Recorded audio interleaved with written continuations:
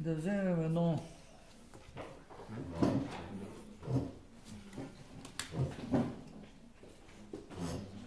тяло, което се състои от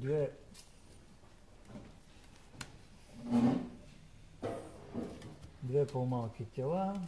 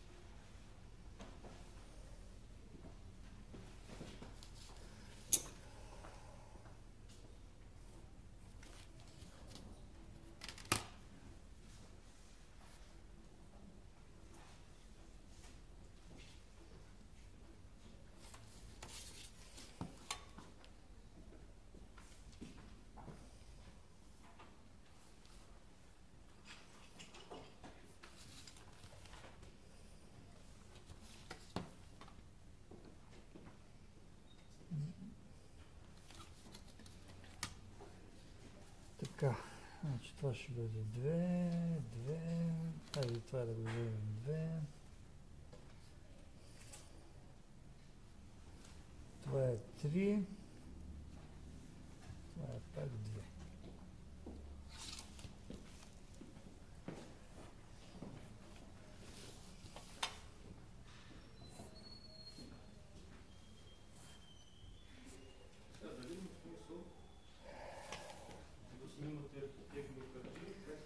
Мисля, че няма смисъл, а те, ако искат да снимат, да си го снимат. Ще кажете, свърши батерията.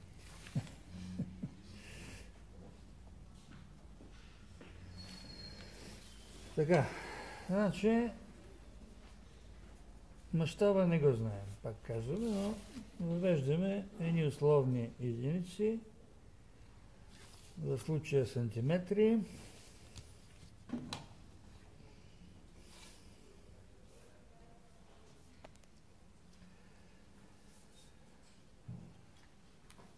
Така, и сега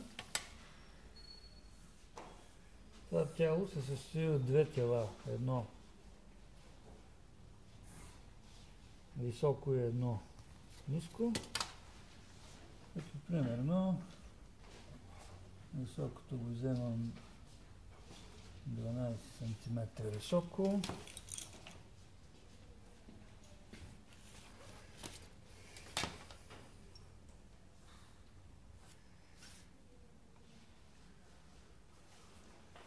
На ниското го вземам. Колко го вземам? Айде 5 см високо.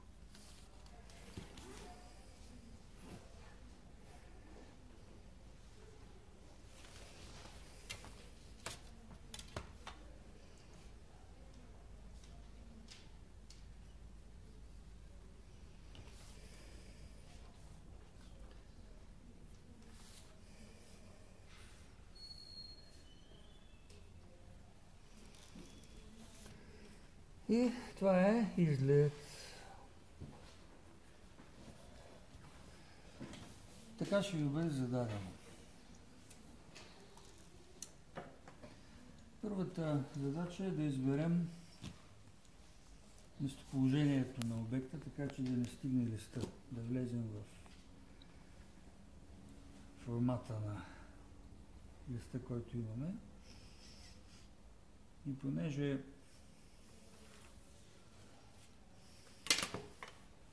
аз избирам това да ми бъде далечната точка, ще изместя обекта малко по-вдясно, за да мога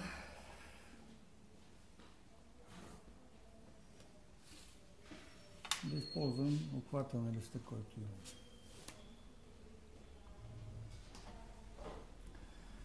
Винаги съществува риск да не се съберете в листа и да се налага да добавите нещо.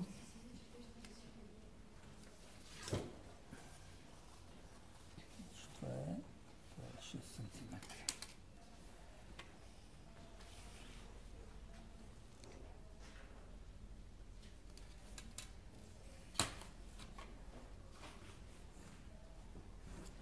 Как избивам ъгъла? Ами в случая аз го взех 60 градуса, но вие не сте длъжни да го вземете. Точно 30 или точно 60, взех го за удобство. Моля? Не трябва да дам между 30 и 60 или между 60? Ами Може и да е точно. не е добре да е 45, защото няма да бъде интересно. Хубаво е все пак едната страна да е малко по-издължена, другата да е малко по... Единият ъгъл да бъде по-голям, другия да бъде по-малък.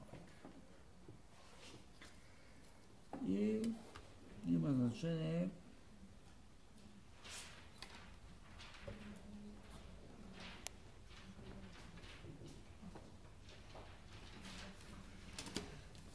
пак къде ще изберем главния зрителен лъч.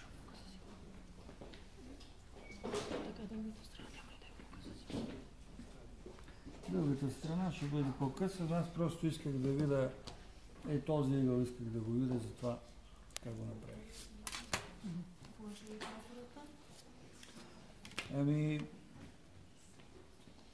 може би следващия път, не знам, изпускате ли? По празници нищо ли не изпускате?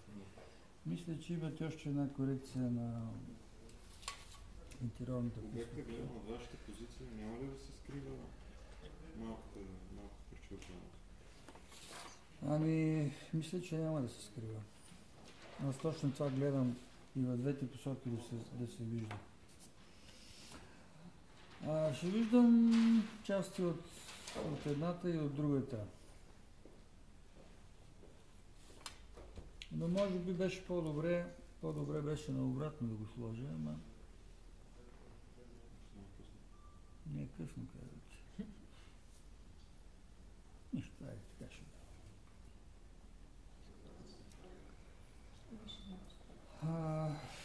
Не, аз бих могъл да оголемя просто основната плоча, ама бих могъл да я оголемя малко. Айде. Да взема да го изкарам ето тук. Да кажем това да бъде и то 10 см. Съгласни ли сте?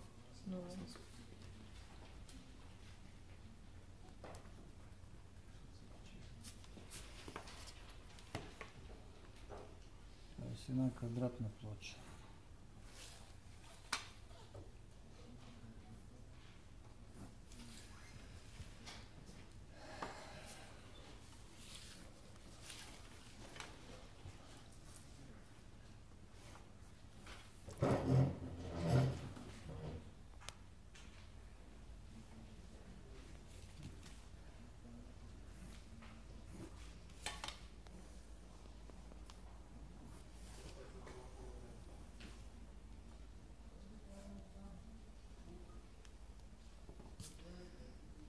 Това е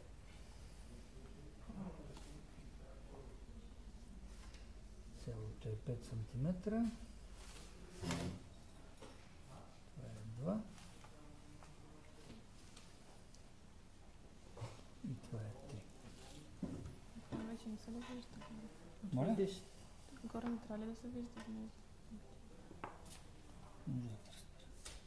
Кажи пак. Тук. Да, това вече трябва да се вижда. А това трябва да е.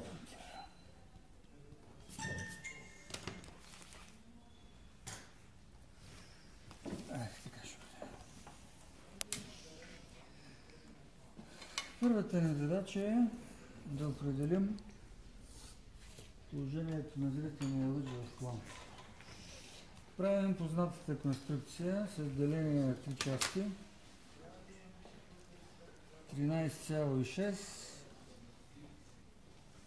4,5. 4.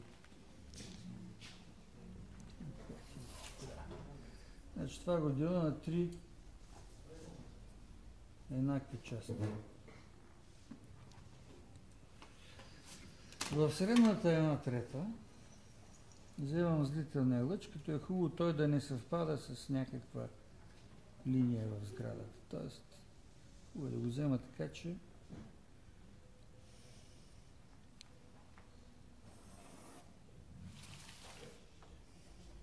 да не съвпада с вертикален ръб на сградата. Или с някаква друга засечка. Дано точката на наблюдение да не ми изкочи много навън. В това се моля, защото, как ви казвам, не е много лесно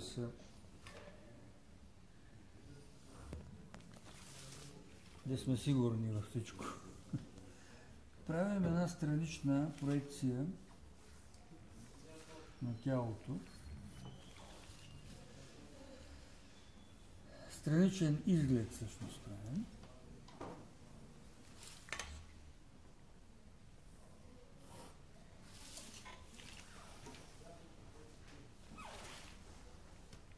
Но все едно равнина, която е вертикална и е склопена в случая надясно да прави. Това може да се направи и наляво.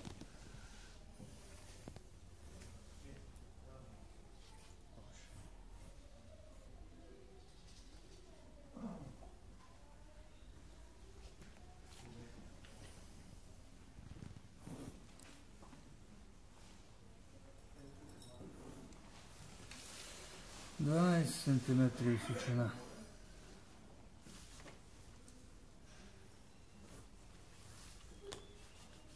Така.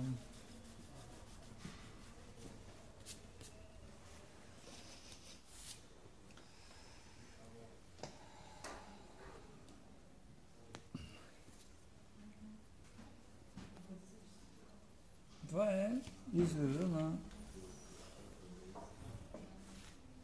тялото, погледнато.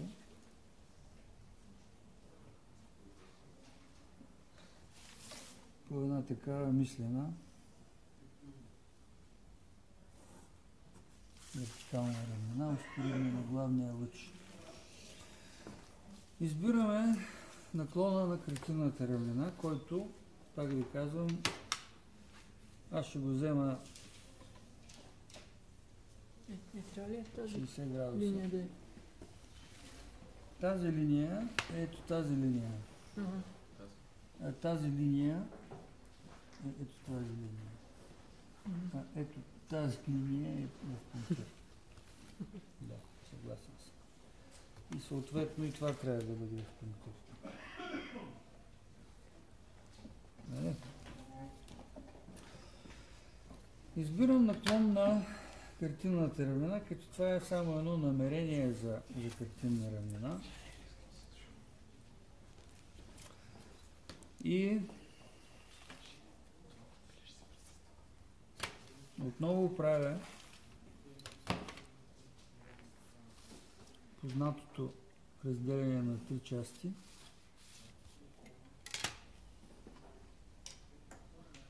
Пак е 13,5 почти. Почти 4,5.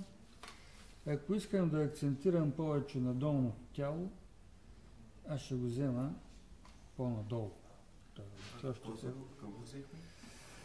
Този ъгъл го взех 60 градуса. Това е ъгъл бета, който, значи това се разделя пак на 3 части. Б. И в средната 1/3 вземам направлението на зрителния лъч в страничната проекция. А сега като го взехме по-отзадно, на кое ще наблягаме? На високи? Ами аз го взех по-надолу, защото ако го бях взел по-нагоре, щех да излезе за лист. Така, вероятно тази горна точка ще ми бъде точката, която ще ми определи кръга на неопределените проекции. Сега, това все още не е картинната равнина. това все още е намерение за такава равнина. Тя може да се отдалечава от мен, може да се приближава от мен. Като образът ще става по-голям или по-малък.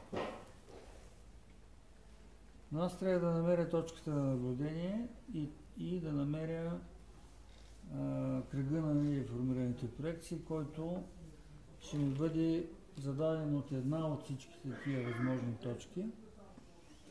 Трябва да изследвам точките, които са по-далеч от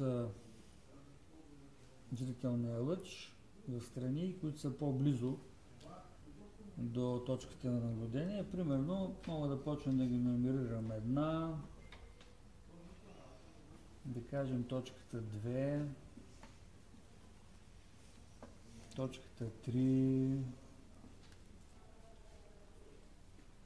и коя друга точка. Тази едва ли ще бъде, защото тя е много назад. Тази едва ли ще бъде, защото тя е много наблизо. Според мен точка 2 ще бъде.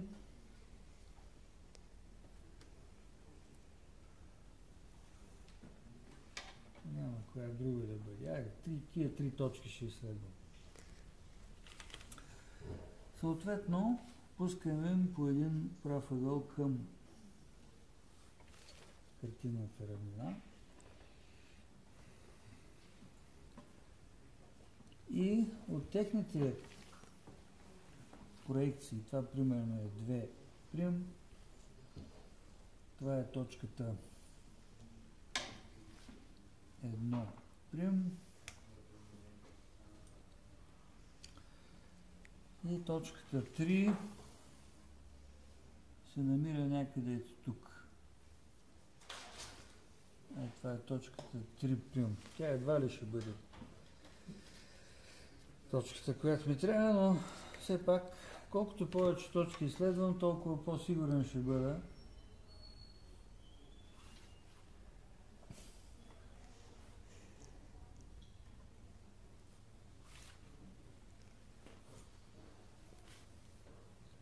Някой път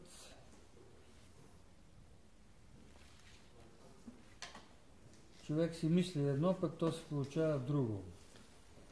Четвърта точка да изследваме ли? Няма смисъл. Най-вероятно точка 2 ще бъде. И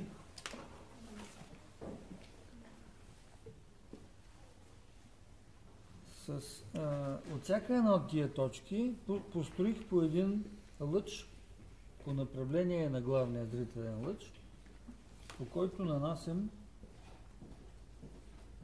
разстоянието в план. Тоест от точка 2 разстоянието в план го нанасям по направление на зрителния лъч и получавам точката 2 секунди. А как решихме, че точно тези точки 3 ще изследваме? Ами реших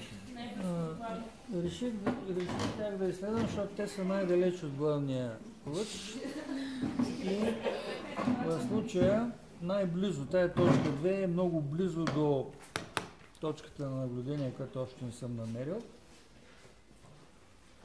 И когато, понеже съм почти сигурен, че точка 2 ще бъде тая, която ми трябва, ето това нещо е R2.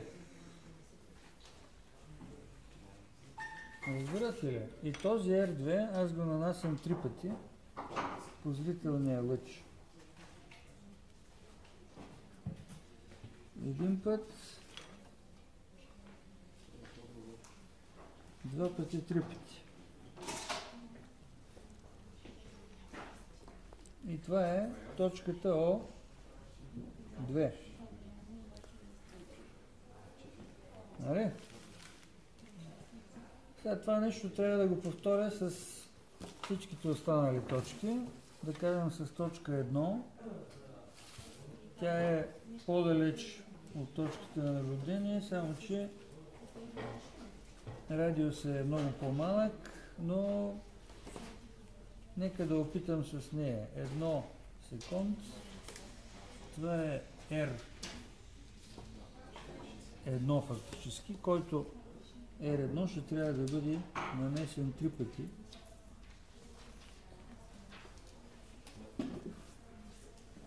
явно, че няма да бъде тя. Вижте къде дойде. Това е точката О1. Точката 2 вече изследвахме. Точката 3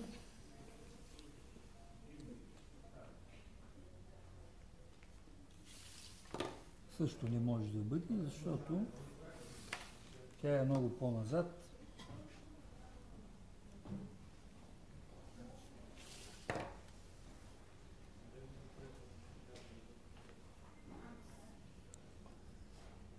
Това е R3 и този радиус го нанасям 3 пъти.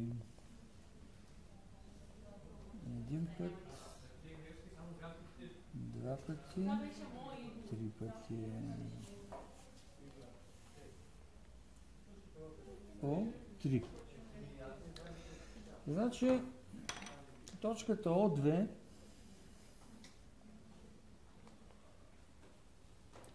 ще ми бъде тази, която ще ми определи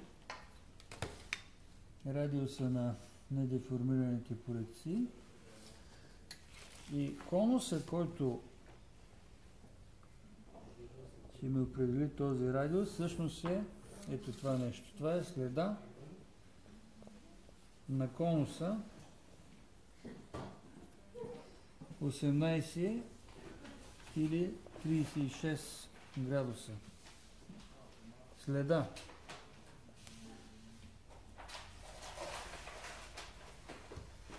И съответно,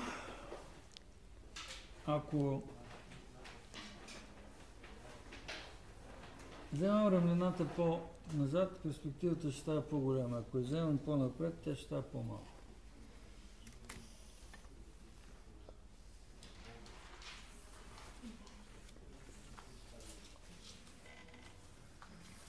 Така.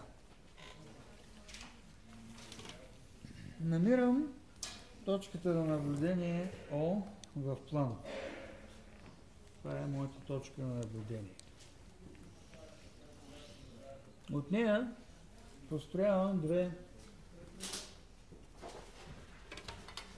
прави линии, успоредни на направленията на обекта, който имам в план, както това правихме в предишната перспектива.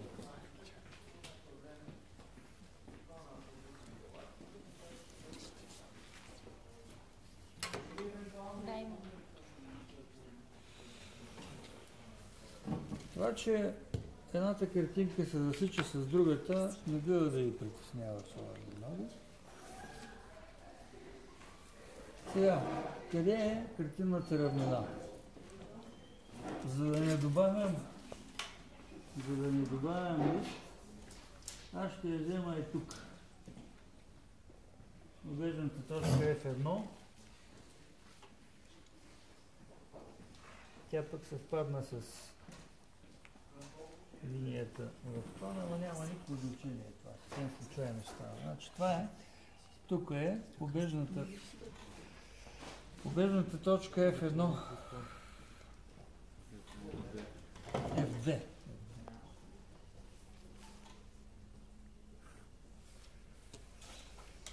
Като това ми е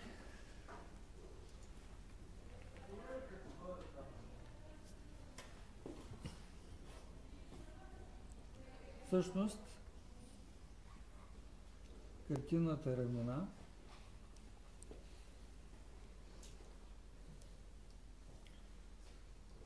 т.е. хоризонта в план.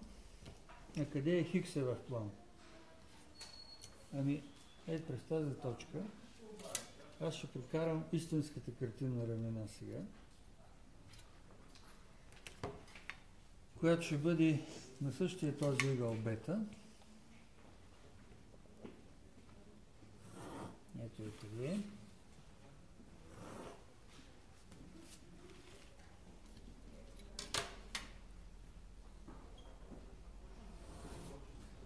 И ще се надявам да не излезе извън размера на листа, който има. Значи листа, който имаме 70 см, а това тръгна да става много голямо. Има реална опасност да изляза. Ако надхвърля размера 70, разбирате ли? Реална опасност да изляза и да трябва да добавям лист надолу. Но това не е най-страшното. Сега, тук вече имам, това е картинната равнина.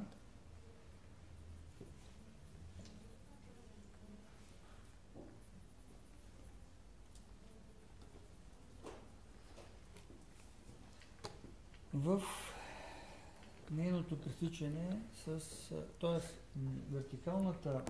главната вертикална равнина сече картинната равнина в тази права линия. Ей, тук се намира хикса. Това е точката, в която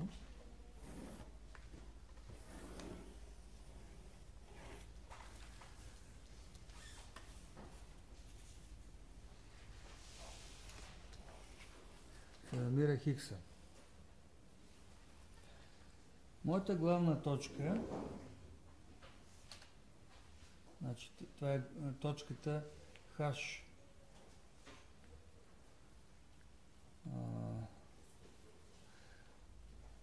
Как бяха? H0, искам да видя точното значение, какви бяха.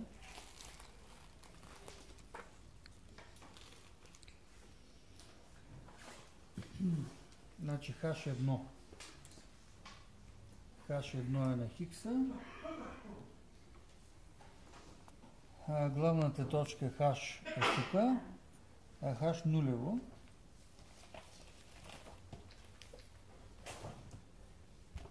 H0 е точката, в която главният зрителен лъч сече картинната равнина. И сега, моята задача, за да мога да продължа, моята задача е да ги построя тези разстояния.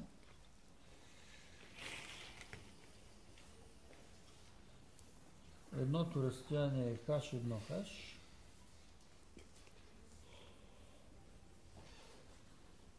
А другото разстояние е FV H1. И понеже този размер става по-голям,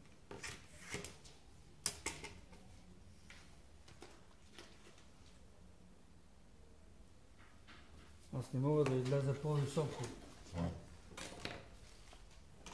от края на листа. Примерно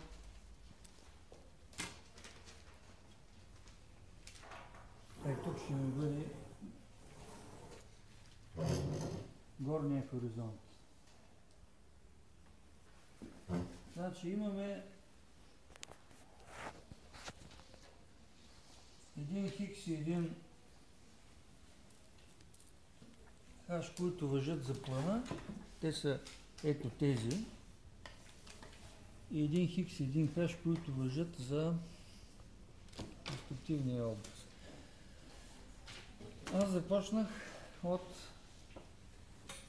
тази точка, главната точка, хаш. Надолу 21 см и 1 мм. Това е точката H1.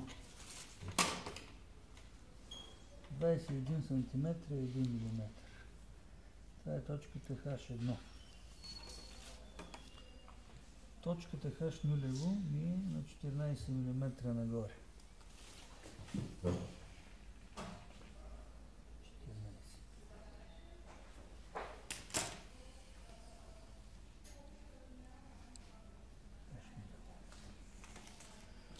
И оттам надолу, тук разбира се ми е хикса,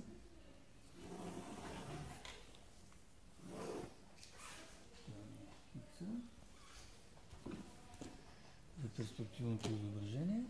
Оттам надолу трябва да нанеса точката FV.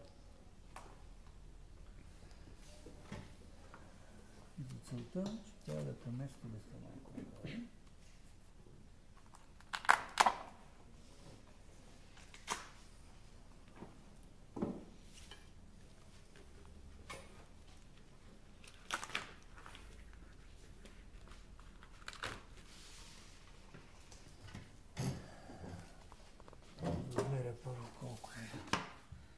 H1 до F2 имам точно 57,7 см. 57,7 см.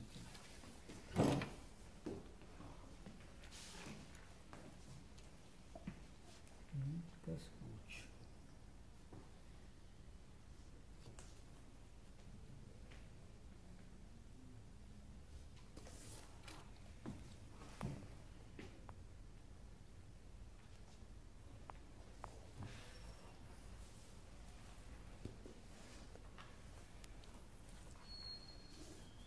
Така. Колко линейала е възможно?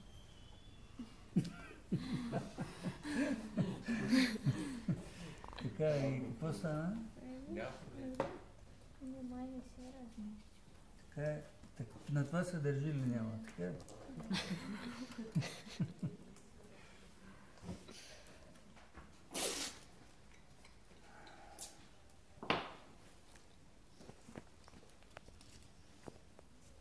Ще направя един вид импровизация. Няма да липа цял лист. Точката FV трябва да бъде от H1 надолу на 57,7 и 6 по-скоро.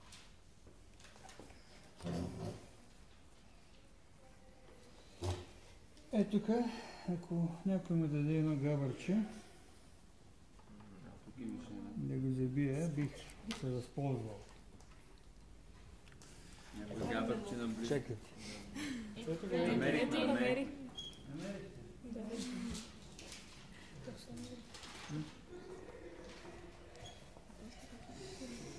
Така, сега.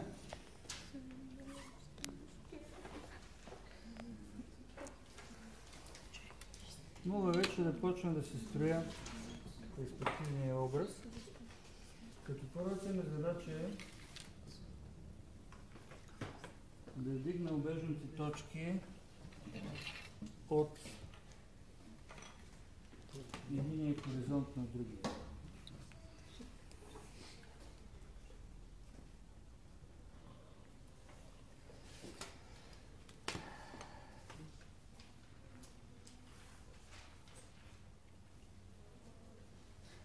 Така.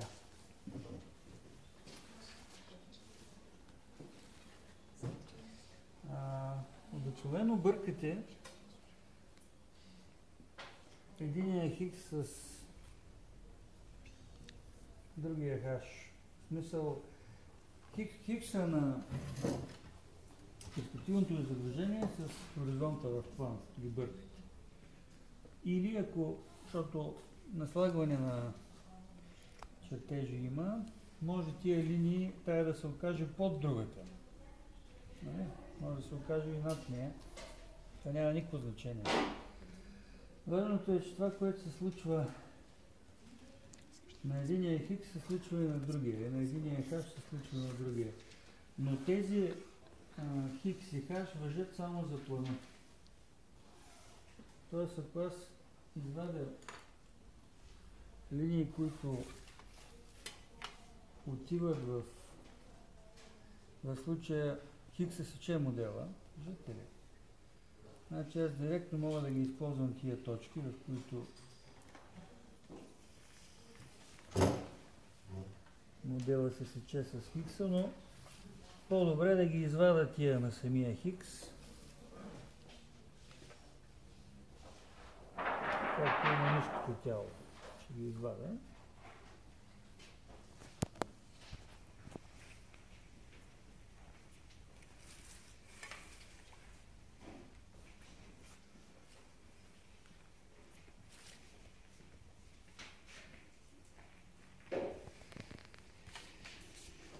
И като имам толкова много точки, от единия хикс на другия.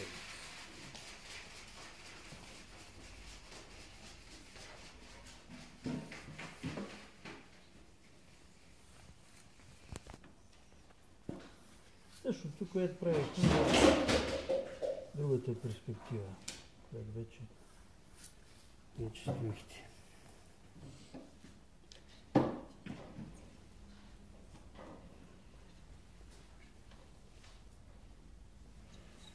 Така, и сега какво правим? Какво? Защо ги пускаме перпендикулярно на хикса, за да ги намерим?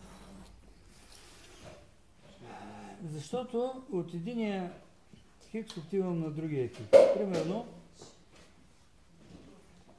тази линия сече долния хикс в тази точка. Вдигаме нагоре и понеже знам, че отива в обежната точка F2, я изпращам там. Сега тази линия отива в тази точка, понеже знам, че отивам в F1, я изпращаме тук.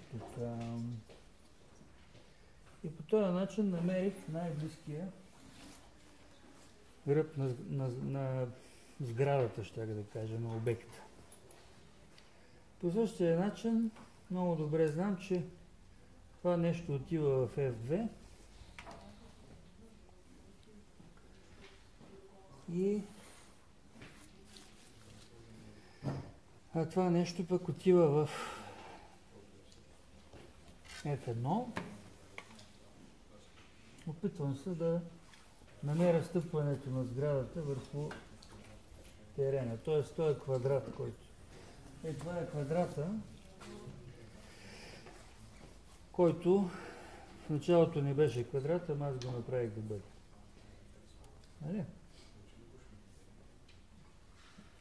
Това е малкото триъгълниче. Това е точка 1. Това тук е точка 3.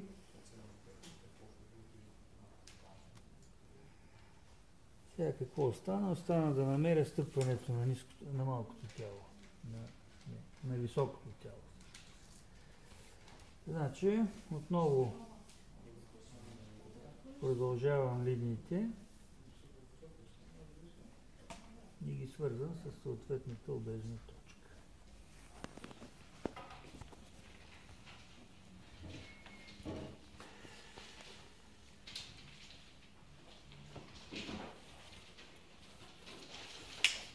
Тая линия отива на хикса, от единия хикс отивам на другия хикс и оттам минавам през обежната точка. Остана да изследвам тази. Ето тук. Проекционни лъчи изобщо не пускам от точката на наблюдение, както забелязате. Просто няма смисъл да го правя.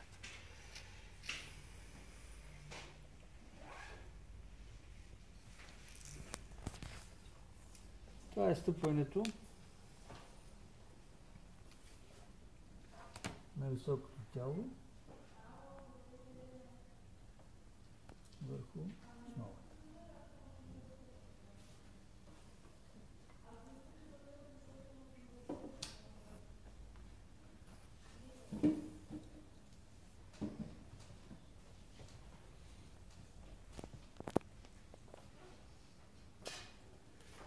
За разлика от предишната перспектива, казахме, че вертикалните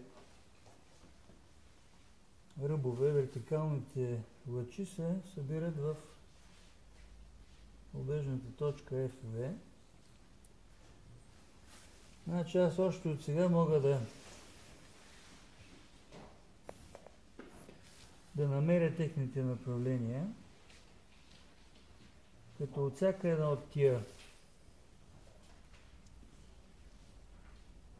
точки в план дигна съответния лъч, влизаш в вертикалната обежна точка FV. Тоест, както го имам габърчето, както го имам това габърче, слагам линяла и от всякъде мога да тръгна с по един такъв лъч.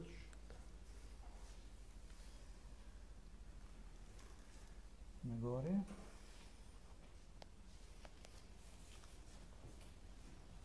Всичките отиват в обежната точка FV.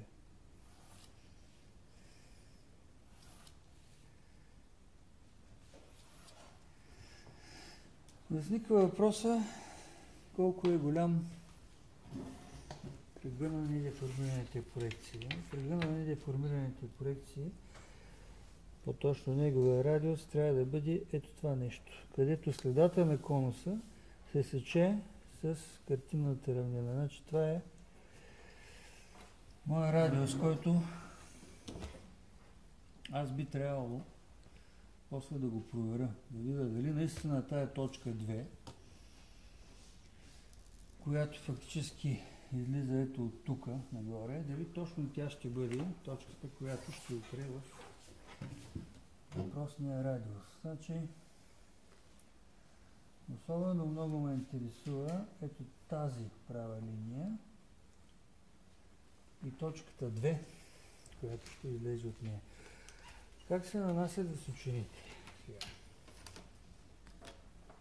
Значи, тук навсякъде имаме по една такава права линия, която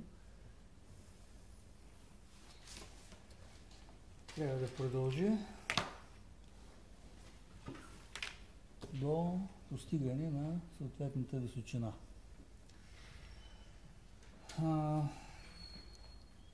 От Хикса, значи тук пак на съвсем произволно място мога да го направя. Нанасям една вертикална линия. След което от петата на перпендикуляра нанасям въпросния ъгъл бета. Този ъгъл бета е в нашия случай 60, но той може и да не бъде 60. Значи аз в началото го бях взел като едно намерение само за равнина. След това този ъгъл бета го повторих с истинската картинна равнина. Сега го нанасям още един път. Пак казвам на произволно място, в случая отляво, защото тук имам празно място, там нещо може да стане и отдясно, както и това, което съм направил в дясно, так може да го направя в ляво. Изобщо имате свобода. Можете далечната обежна точка да не ви бъде лявата, да ви бъде дясната. Тогава ще трябва обекта просто да се разположи в другата половина на листа. И така, сега като нанесох този ъгъл бета, нанасям още един прав ъгъл ето тук, по който вече нанасям реалните височини. 12 см. Високото тяло е 12 см, а ниското тяло е 5 см. Тоест тези две височини, да ги наречем H1 и H2.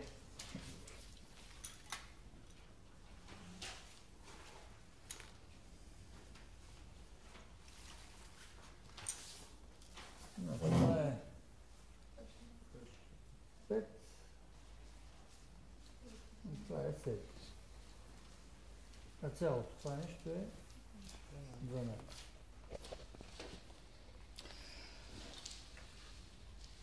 Като ги нанесете, пренасяте ги успоредно до пресичането с вертикалната права. Да я наречем Z. След което ги вкарвате в точката H.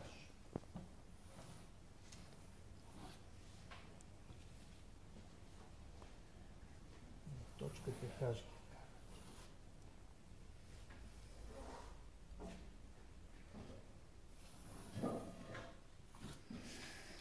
И ако искате, примерно искам високото тяло да му намеря цялата височина. Процедурата е следната.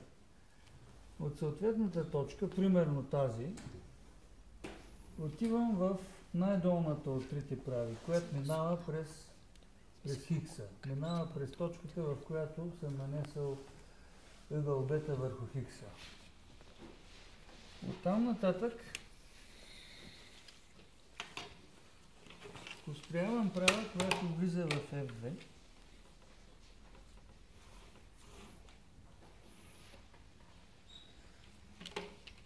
Тя ми отчита височините, в случая тази височина ме интересува, защото това е високото тяло. И отново го връщам върху правата, която ме интересуваше в самото начало. Разбрахте ли? Значи аз тръгнах от долния пункт, откъдето всъщност започва тялото, стигнах до въпросните линии, които се събират в точка H, построих линия, която влезе в FV, намерих перспективния образ на височините върху нея и отново го върнах върху въпросната права линия. Тоест, предният ръб на тялото, който трябва да видя в перспектива, е ето това нещо. До тук ще свърша. Сега с тази процедура мога да я направя на много места. На всяка една точка бих могъл, примерно, ето тази точка, бих могъл също да я пренеса, да ви демонстрирам, че би трябвало да се получи едно и също нещо. Само че тук вече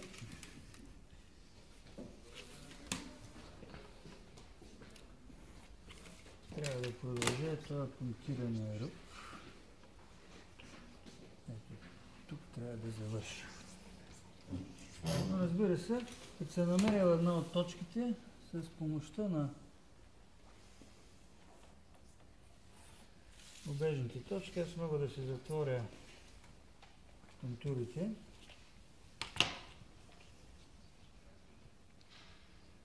И да получа това, което ме интересува.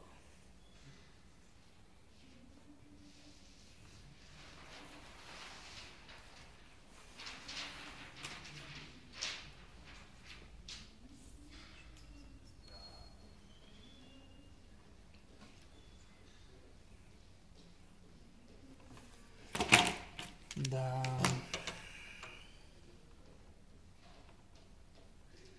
Виждате, че точно се отпадат нещата. Няма грешка за момента. Сега къде е засечката на високото тяло с ниското? Тя е някъде тук. Ако искам да я намеря на нея височината, правя същото нещо. От едната точка отивам в скалата на височините, след това влизам в FV и се връщам се отново там, където ме интересува съответната височина и ето тук се оказва височината на ниското тяло. И като съм намерил една точка, бих могъл да затворя целия контур, но мога да го направя на всяко едно място. Мога да го направя тук, мога да го направя най-отзад. Айде тук ще го направим, на точка 3. На точка 3 ще направим една височина, да видим верно ли ще се получи. Разбирате ли какво правя през цялото време? Тук случайно се паднаха скълпите. Абсолютно случайно се паднаха. Ето тук би трябвало да завърши високия борда, така да се каже, на ниското тяло. Трябва да завърши най-високата част на ниското тяло и като ги съедина тия две точки, тя влезоха точно в точката F2. Така. Разбира се, тук сега, като съм почнал от единия край, ще го изкарам до другия, ето тук.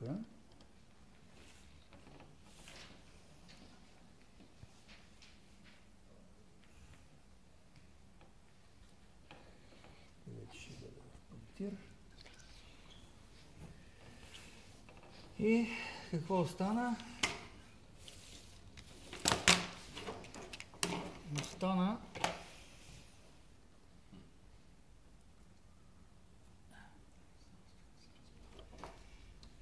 Остана този задния ръб, който е в пунктир.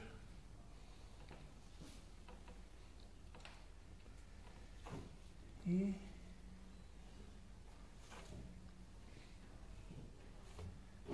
взето картинката се получи.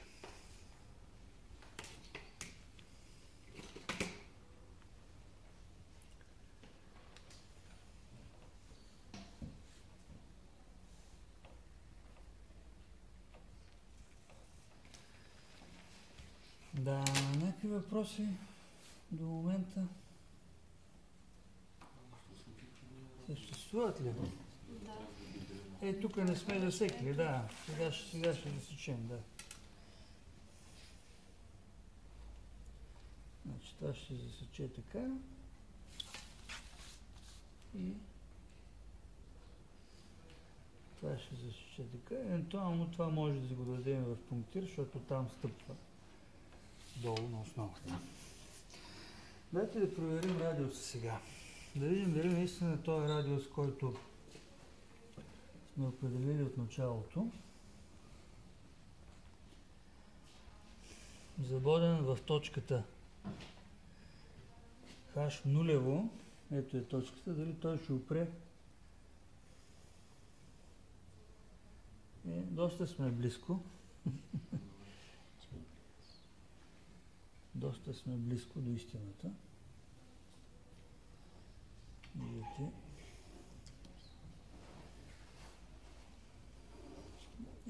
Може би пергела ми малко играеше, извинявате, но доста сме близо до истината. Сега, вашата задача е първо да го построите, второ да му направите сенките. И сега за сенките ще взема един малко друг триъгълник, 45 градуса примерно. Пак никой не е казал, че ъгъла трябва да е 45 градуса. Аз пак ще го взема за удобство. Моля? Грешка ли е при използване 45 градуса? Не е грешка. Ами ли си го избираме или Ще го да изчистим. Вие си го избирате. Не, аз мога да ви избера съвсем случайно, ако искате. Не. Само, че... Така ли ще изберем? Само, че въпросът е дали отляво надясно или дали отдясно наляво да ви бъде сенката. Това е Ляво надясно. отляво надясно да ви бъде, хубаво. Само, че ако отляво надясно,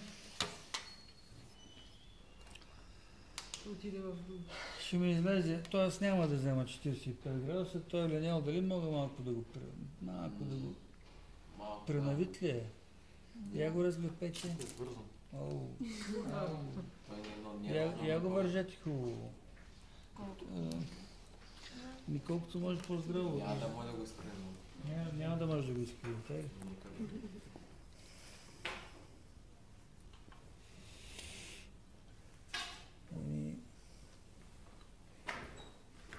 Какво да направим?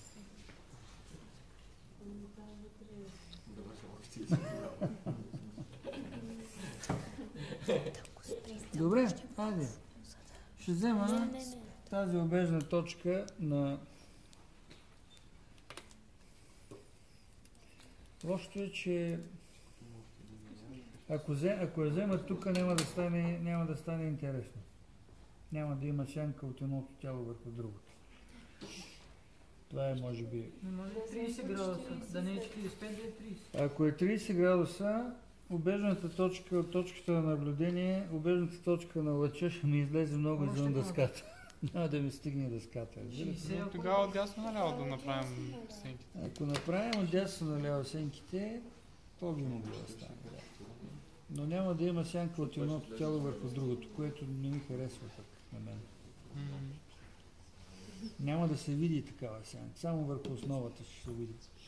И там нарочни. Ами, ако приемем, че сянката е много малко изкривена, т.е. от точката на наблюдение, да кажем и тук, в самия край на листа вземам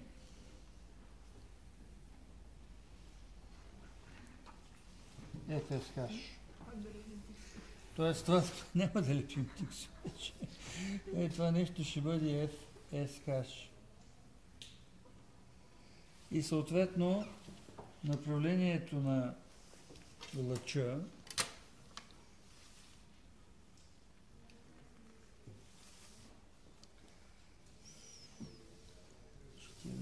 см. Много тънка сянка ще бъде. Това ще бъде направлението на лъча S в план. Моля? Не съвпада ли с терена? И гледам да не съвпада. Просто не мога да изляза повече, защото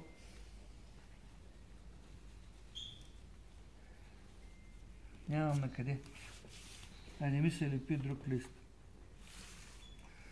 14 см и 1 мм.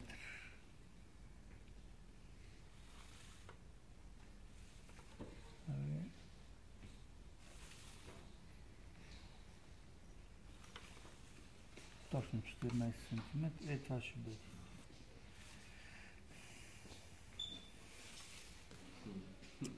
Съгласни ли сте? И ще имаме една много тънка сянка. Това тук е 12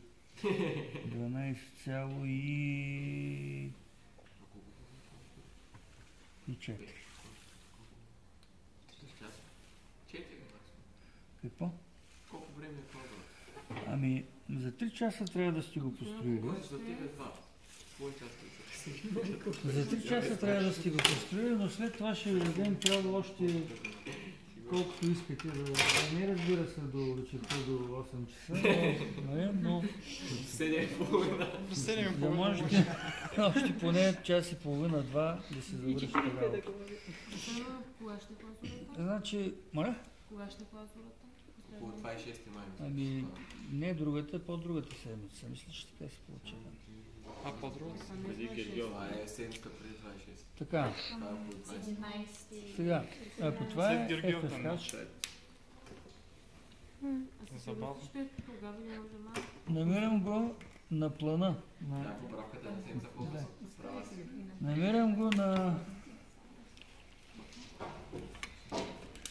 хаш в план. Вдигам го върху хаш, който е хаша на перспективния образ. Ето го, FSH. След което влизам в FV. През тази FSH влизам в FV.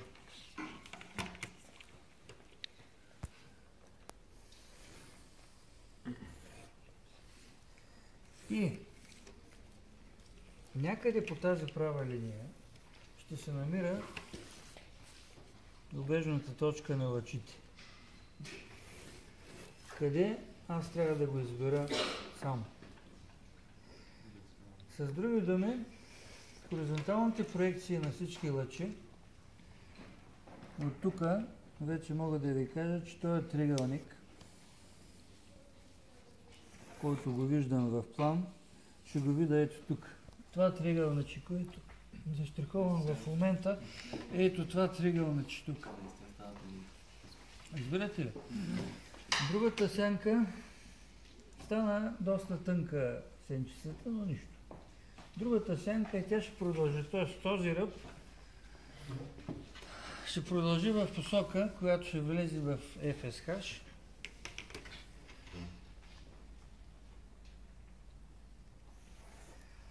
Големият въпрос е колко къса искам да направя сянката. По-къса или по-дълга? Тоест, ако аз взема, произволно го вземам, източника е тук, то тази сянка ще хвърли ето тук точка. Тази точка ще хвърли сянка ето тук. Разбрахте ли го това? После хоризонталния ръб хвърля хоризонтална сянка, значи влизам в F2 и я засичам отново с сянка, която тръгва от следващия ръб вече, ето тук. След което хоризонтален ръб отново хвърля хоризонтална сянка и по този начин намерих сянката на ниското тяло върху земята, която ще бъде ето това нещо.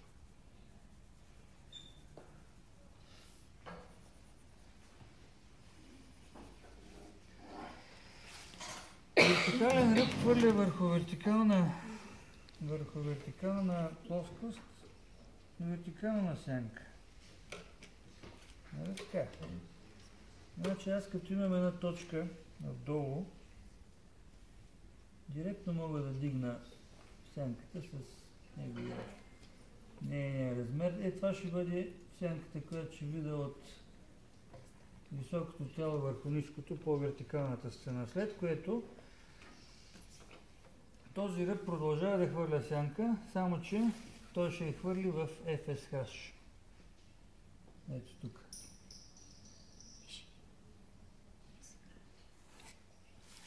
И като вляза в S, забележете какво ще се случи. Ето тук свършва тази сянка. Нали? Следващия ръб, този всъщност е с обежна точка F2, значи тук сянката излиза вече извън, значи цялото това ще бъде в сянка. Това. Цялото ще бъде в сянка. Не сме изследвали това нещо не сме изследвали, ама мисля, че няма да се покаже. Няма да се покаже никакъв. Нищо друго, освен сянка, няма да се вижда тук. Но ето това е границата. Ето това е границата.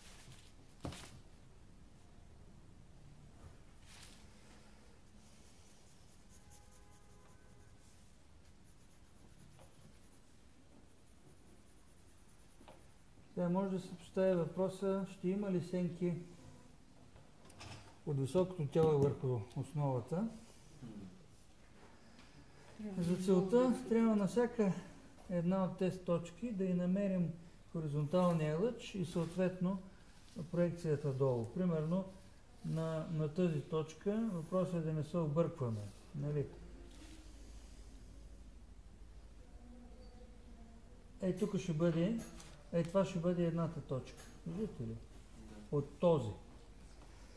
След това знам, че хоризонтален ръб хвърля хоризонтална сянка. От тази точка директно отивам в нататък. Следващия е много назад, т.е. цялото това ще бъде сянка. И съответно вертикален ръб, който е същия този ръб, проекцията му ще отиде в FSH. И това нещо ще бъде сянката на ниското тяло. Обаче този, ако той продължава да хвърля, значи трябва да влезе в F2 все пак. Тук трябва да влезе в F2. И това ще бъде. Това ще бъде сянка. Сега, никой не е казал, че трябва да правите такива къси сенки. Нали, ако много исках да направя по-дълга, щях да си понадя просто тук на PD лист и щях да взема малко по-друг ъгъл на осветление, за да мога да направя по-изразителна сянката. Това сега е в собствена сянка. Очевидно, щом то самото хвърля сянка, значи то е в собствена сянка, както и това. Когато правите изпълнението на крайното представяне, което ще предавате, то ще бъде на лист 35 на 50, т.е. по-малък формат, за да можете по-бързо да го изпълните. Можете да го изпълните с всякаква техника, с акварел, с цветен молив, с пастел, с туш перо, с каквото искате. Но сега следващата ви стъпка е да оголемите изображение, понеже перспективата става малка. Колкото и по-голям лист да имате наляво-надясно, вашата перспектива няма да бъде достатъчно голяма, за да можете в 35 на 50 да експонирате. Ще трябва да изчислите оголемяването на размера на полето и примерно размера е 5 към 7, значи 3 по 7, 21, 15, няма да стане. Общо взето трябва да си нарисувате един формат в, да кажем, 5 по 4, 20 и 4 по 7, 28. Примерно това ще ви бъде формата, в който би трябвало да го съберете. Разбирате ли? Пропорционално. Моля? Ами, понеже пропорцията на полето е корен от 2, това е горе-долу 5 към 7. Примерно това поле в случая 28 на 20 е с пропорцията на вашия лист 35, явно хоризонтален лист. Искам да сложа, защото хоризонталният размер ми се вижда по-голям. Малко по-голям е, въпреки че са почти еднакви. Или вертикален, ако искате, пак трябва да си го направите като... А вие кои точки взимате? Аз вземах един лист, който е в пропорцията толкова голям, че горе-долу да стои добре в него. И сега с едно макетно ножче това се изрязва. Отивате долу на ксерокса, изчислявате колко пъти трябва да се оголеми. Примерно това сега е 28. Трябва да стане 50. На 28, да. 100%. Значи няма два пъти. Нали, ако обаче надхвърли два пъти, защото ксерокса не може да увеличава повече от два пъти, 200%, трябва да минете през междинно копие и да направите още едно изчисление. Разбирате ли? Но в случая, примерно, 28, 50 към 28 по 100% ви дава процента увеличаване, който трябва да постигнете. Почти 200, но няма да има. Да кажем. Но горе-долу някъде от порядъка на два пъти зависи, ако обежните ви точки са по-далеко и ако използвате по-голям лист от тоя, може да няма и един път и половина да дойде. Тоест да не се налага драстично оголемяване, но общо взето трябва да се изчислите. Да? Ако трябва да правим две сметки, пак ли делиме 50 на 28? Ами тогава първо го правите два пъти по-голямо и после вече изчислявате от междинното копие до окончателния формат, който имате. Разбирате ли? Да. Пак я правите същата сметка.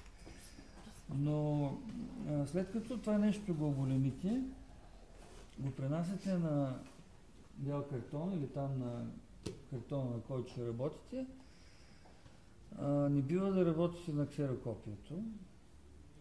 Т.е. ако отцветявате или рисувате, трябва да рисувате на лист, на който сте го пренесли. Значи най-добре на пауз да ви го преснимат, за да можете да го да го зачерните отзад с мекия молив и пак с натискане леко да се получат контури, после ще ги изтрите. Не бива да има изчертани контури, така грубо изчертани на това, което ще предадете. Особено ако е акварел или ако е някаква техника там с цветни моливи или с нещо, с пастели, с креди, с всичко, не бива да се вижда молива, който се чертали при пренасене. После рисувате. Ви това предавате като конструкция, която се проверява и тя придружава вашия оригинал.